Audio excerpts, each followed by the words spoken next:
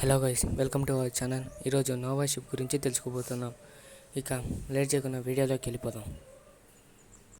దేవుడు ఆదేశం ఇచ్చిన విధముగా నోవాహు ప్రజలందరికీ రాబోయే ప్రమాదం గురించి చెప్పారు. ఎవరూ నమ్మలేదు. కారణం ఏమిటంటే అప్పటికే ప్రజలు చనిపోయారు. అలాగే భూమి బలాత్కారంతో నిండిపోయింది. అంతేకాక ప్రజలకు జలప్రయోగం గురించి చెబితే ప్రజలు నవ్వేవారు. కారణం ఏమిటంటే అసలు వర్షం ఎప్పుడూ పడలేదు. కానీ వర్షం లేకుండా పంటలు ఎందుకు పండాయి అంటే ఆవిరి భూమి నుండి లేచి భూమిని అంతటిని తడిపేదని ఆదికాండంలో ఉంది. వర్షం అనేది వస్తుంది, అందరినీ ముంచేస్తుంది అని అందరూ ఓడలోకి రావాలని సువార్త ప్రకటించారు.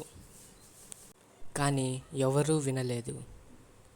అయితే దేవుడు తాను అనుకున్నట్లే సర్వ జీవరాశుల్ని అంతం చేయడానికి ప్రణాళిక ప్రారంభమైంది.